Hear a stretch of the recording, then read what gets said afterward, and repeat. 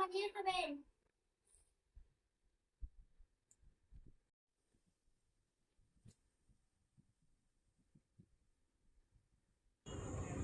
এই আমের আইসক্রিমটা আরিজের ভীষণ পছন্দ হয়েছিল। সে একখানা নয় 3খানা আইসক্রিম খেয়েছে। শুধু বাচ্চা নয়, বাচ্চা থেকে বড় সকলে আমের আইসক্রিমটা পছন্দ করবে যদি পারফেক্টভাবে তৈরি করা যায়। তাহলে বন্ধুরা কেউ মিস করবে না, এই আমের সিজনে অবশ্যই বানিয়ে খাবে আম দিয়ে আইসক্রিম।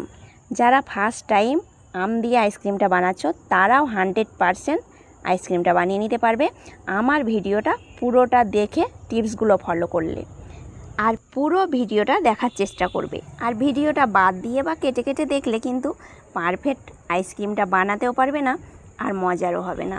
এই গরমে বাইরে একটু ঘোরাঘুরি করলেই প্রাণটা হাঁপিয়ে যায়। তখন মনে হয় দুপুরবেলায় 2-1টা আইসক্রিম হলে বেশ ভালো হতো। তাহলে বন্ধুরা এইভাবে আইসক্রিমটা বানিয়ে তোমরা ফ্রিজের মধ্যে রেখে দেবে, আর যখন ইচ্ছে হবে বার করে খাবে। তাহলে চলো বন্ধুরা রেসিপিটা শুরু করা যাক। এখানে আমি 2টো পাকা আম নিয়েছি, আর পাকা আমের আঁটিটা বাদ দিয়ে 2 সাইডটাকে কেটে নিয়েছি। এই 2 সাইড দিয়ে আজকের আইসক্রিমটা বানাবো।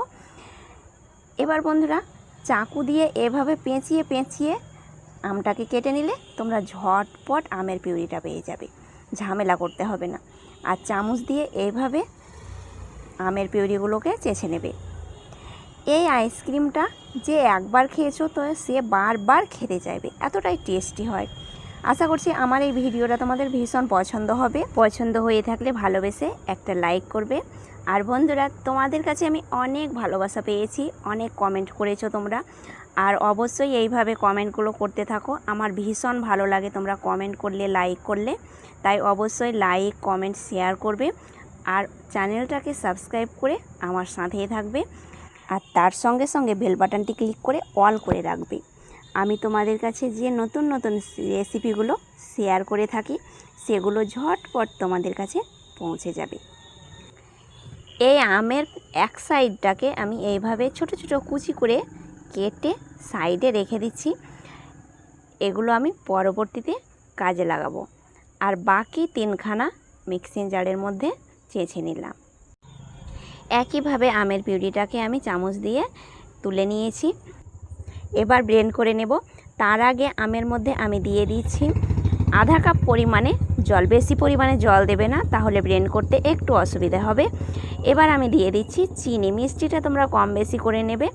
আমটা একটু টক বেশি থাকলে চিনির পরিমাণটা বেশি লাগবে। আমি এখানে 3 চামচ পরিমাণে চিনি, 1 চামচ পরিমাণে বিট লবণ দিয়ে ব্লেন্ড করে নিচ্ছি। আর বন্ধুরা অবশ্যই তোমরা অল্প জল দিয়ে ব্লেন্ড করার চেষ্টা করবে। এই টিপসগুলো তোমরা অবশ্যই লক্ষ্য করে দেখবে। দেখো আমের পিউরির মধ্যে একটুও গোটা ভাব নেই। এবার আমি দিয়ে দিচ্ছি লেবু। অর্ধেক লেবুর রসটাকে আমি ঢেলে দিচ্ছি। আর বন্ধুরা লেবুর রসটা আইসক্রিমের মধ্যে দিলে খুব সুন্দর একটা লেবুর ফ্লেভার আইসক্রিমের মধ্যে ঢুকে যায়, আর খেতে দুর্দান্ত স্বাদের হয়। এবার আমি ছোট্ট একটা গ্লাস নিয়েছি, গ্লাস মেপে মেপে জল দিচ্ছি।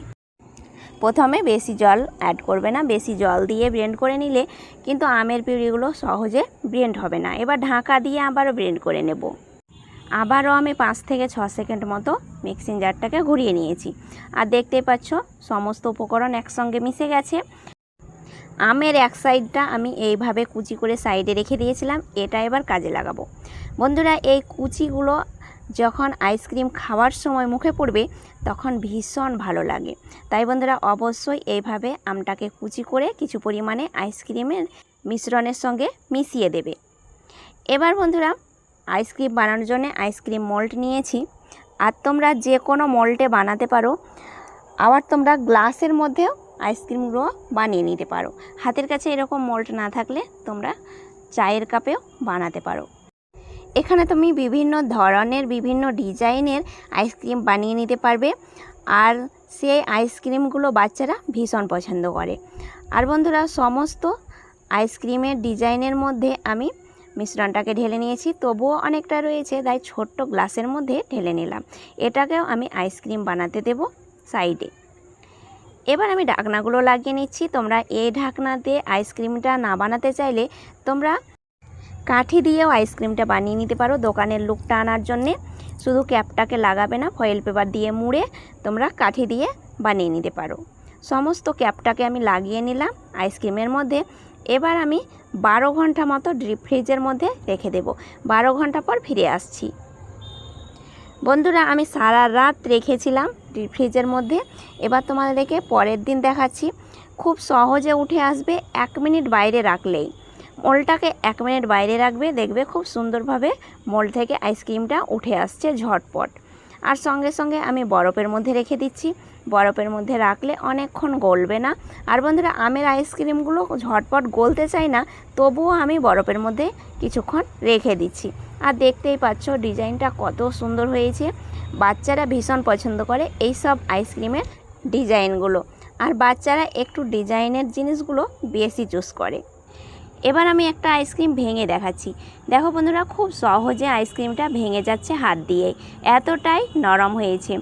মুখে দিলেই একদম মিলিয়ে যাবে। মন প্রাণ জোড়ানো আইসক্রিম তো রেডি হয়ে গেছে, কিন্তু প্রথমে খেয়ে দেখবে আমার ছেলে আরিজ।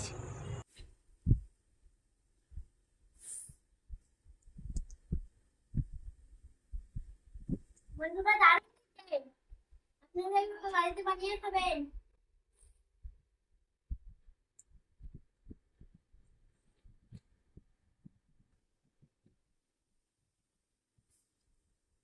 বন্ধুরা আজ এই পর্যন্ত, আবার একটি নতুন রেসিপি।